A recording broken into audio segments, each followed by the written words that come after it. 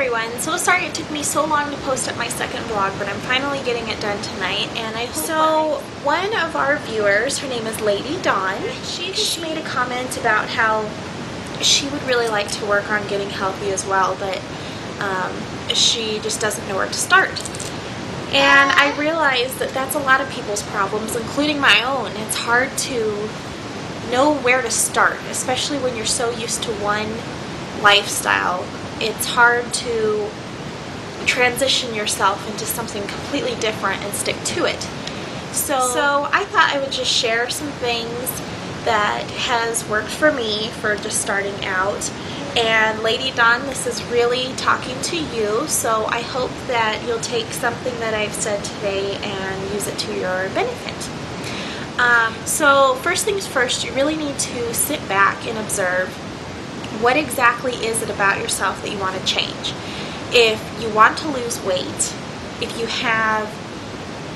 that's your main goal here, that you want to lose weight, then you really need to sit down and think, okay, let's think realistically. I think that's a key term in weight loss journeys, is being realistic.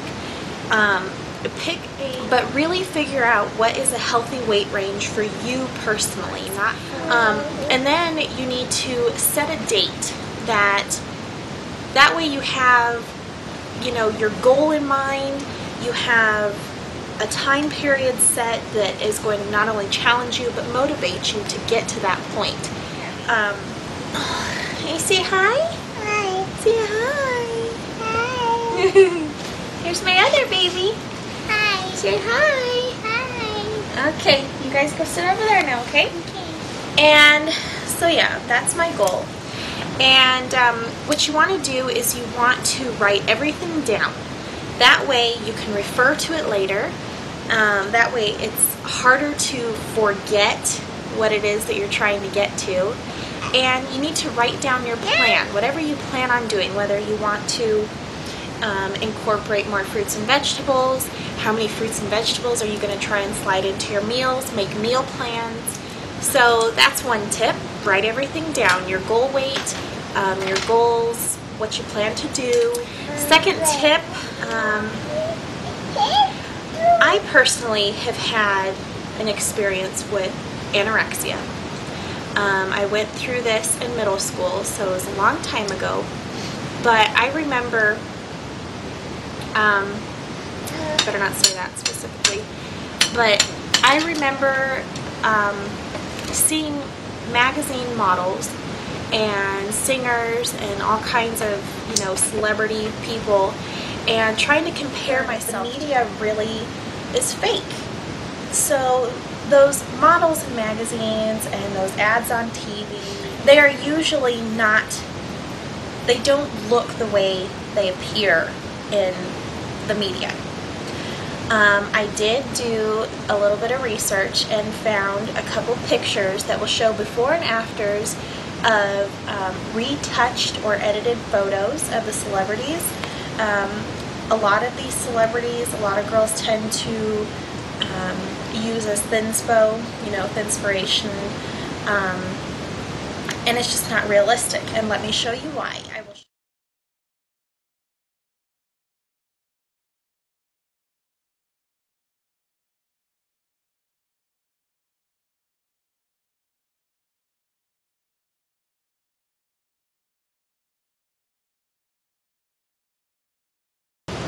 Okay, so as you can see, in those pictures, I don't want you focusing on the size of the model necessarily, because I realize that in real life they are thin, but I want you to look at their imperfections in the before pictures as opposed to the after pictures, and just know that they have been retouched and their skin isn't perfect. The Kim Kardashian's a really good one. Just check out her thighs. Look at her thighs. She has normal thighs. But in her after picture, they just look completely flawless. No bumps, no discoloration, no nothing. I mean, they just look perfectly chiseled, perfectly smooth. Her waist is thinned out. I think the only thing on that, remember that nobody's perfect. Not even those celebrities, and Oops, girls, please stop shaking the camera. Sorry, my camera's on my bed. Here, why don't you go over by Sissy and watch on that side. Okay, so please just know that nobody's perfect. Even though they may appear to be perfect at all times that you see them, nobody's perfect. Is don't forget that there are going to be those days where you completely fall off your diet, or you don't incorporate any fruits or vegetables, or you just really overdo it, and just know that those bad days are going to happen, and it's important not to be so hard on yourself. Another thing that you could do is keep a journal. You could put a food log in there. That way you can actually physically see everything that you eat. And I recommend doing this for at least a week, so you can see a pattern in your food. And then that way, for the following week, you can actually start getting healthy and making some changes. If you use maybe call it a trial week or something, to where you eat normal for 1 week, document everything you've eaten and drank, and then the next week try to eliminate a lot of the bad things that you had eaten the previous week. And you'll definitely. Another thing you can put in these journals are your feelings. I'm craving this. And then after you get your feelings out on paper, go drink a glass of water. 15 minutes later, chances are the craving will pass. Okay, so that's a really good tip as well. Also in your journal, you can put any downfalls you had if you overate, if you just really overindulged one day. If you just document your downfalls, document your success, your food log, everything like that. Okay, so I think that is about it for my tips and suggestions. As far as my week has gone, or the past 2 weeks, I did have a rough week last week and the beginning of this week. Really not watching what I was eating, overindulging and everything. I drank a lot of pop, which I normally don't do, but we were eating a lot of fast food and going out a lot.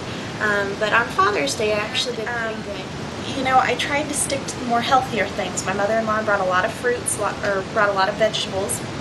So I tried to load up on the vegetables before I actually got to the hot dogs and hamburgers and chicken and stuff like that. I did not forbid myself from having a cheeseburger, but what I did was I split the cheeseburger in half and gave one half to my husband, ate a half for myself. And later on in the day we went swimming, and when you go swimming you work up an appetite, so when we came back I was hungry again. So what I chose to eat was some more carrots, I ate cucumbers, things like that, and I just couldn't resist the chicken. So I made sure to get very small portions of chicken, and it was grilled. There was no frying or sauce or anything on it. It was just regular grilled chicken. And so I had a piece of that, and I was still wanting more after that, but I just did what I had just suggested as a tip by drinking water and waiting it out for about 15 minutes, and eventually the craving went away. So I was fairly proud of myself for these last few days. For breakfast I incorporated some more fruit. I'm trying to cut off on the pop. For some reason I'm picking up the pop again, so I'm trying to stop that. My Nativa hemp shake, although it is absolutely disgusting, I have been drinking it.